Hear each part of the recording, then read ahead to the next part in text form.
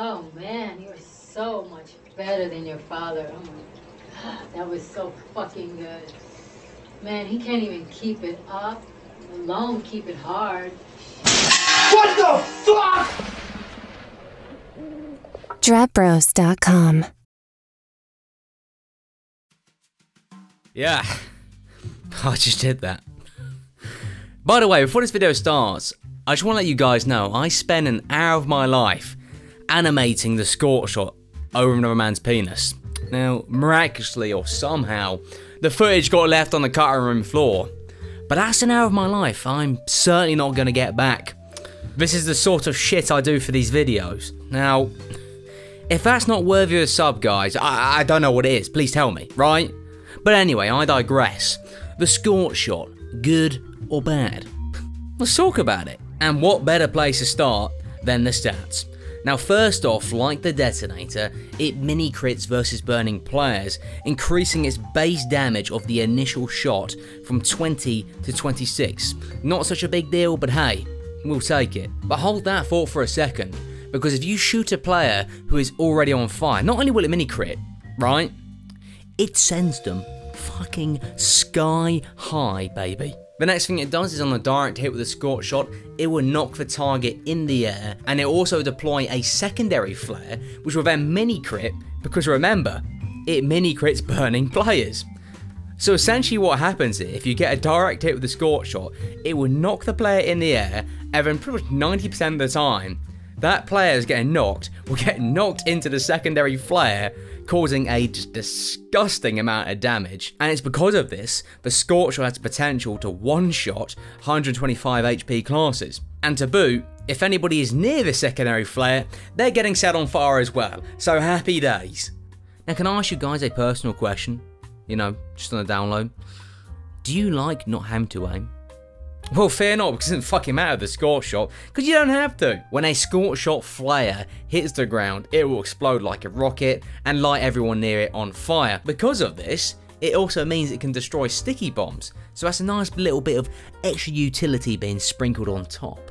Okay, well that was all the positive stats. Now let's sort of go over the air quotes negatives. The first negative is the Scorch shot has a 35% self-damage penalty if you hit yourself with the flare.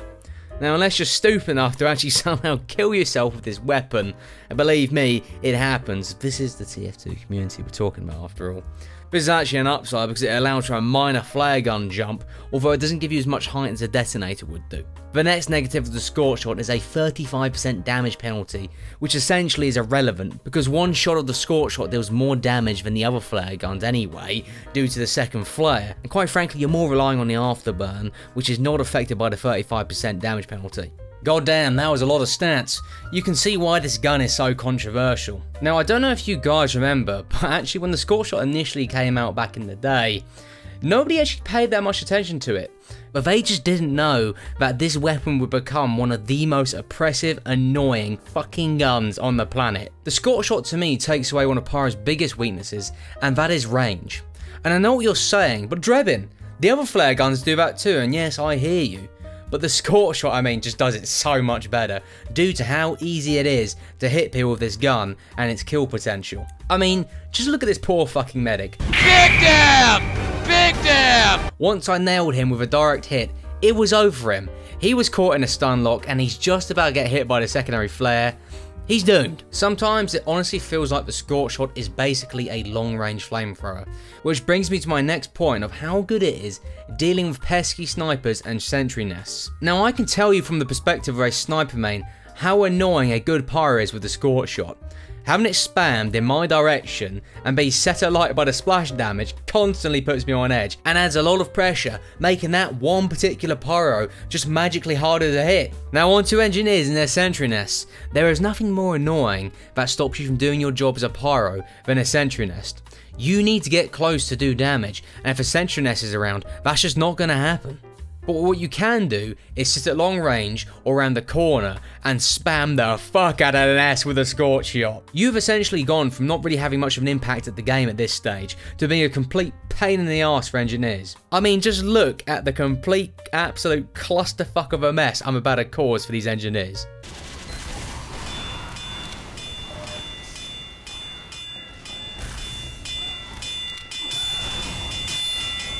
That was pretty damn gnarly, right? To me, the Scorch shot can be played both offensively and defensively. On offense, you can use it to harass targets you can't get near to safely, and you can also use it to do some nasty stun lock combos. And on defense, it becomes incredibly oppressive when you're trying to lock down a certain point of the map. You imagine a team stacked up on the payload and they're getting nothing but that Scorch shot loving, baby. That's going to slow them down quite a bit, especially if there is no medic or pyro to help their team. They're going to start panicking and peeling off and going in search of a health kit. Essentially, you can just completely slow down the game with a Scorch shot.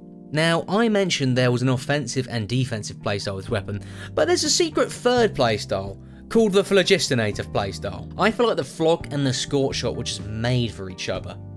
With these two items, what you can do is build up the oomph meter for essentially free with a Scorch shot, and then run at the enemy and give them the crits. This to me is one of the most fun ways to play Pyro. Even if it may seem a little bit brain dead, god damn, it's actually legit quite an effective strategy. So whereabouts does a Scorch shot rank amongst the Pyro secondaries? Well, as a matter of fact, pretty damn good, I'd say. It takes its rightful place, in my opinion, as one of the best secondary options for Pyro, along with the two shotguns and the flare gun. It is my personal go-to secondary, and I know I'll get a lot of flack for using this gun, but in my opinion, if I have access to something this good, then why the fuck would I not use it? Just because something is easy to use doesn't make it bad, and I like winning, damn it. The only time I'd say where the Scorch shot falls a bit short is in Pyro versus Pyro, where having the shotgun is a huge advantage. So I'm now going to conclude this video. The Scorch shot. Good or bad? Now I think you guys know what the answer is. It's damn good. Holy fuck, this gun absolutely slaps in my opinion. It does everything I want a secondary weapon to do.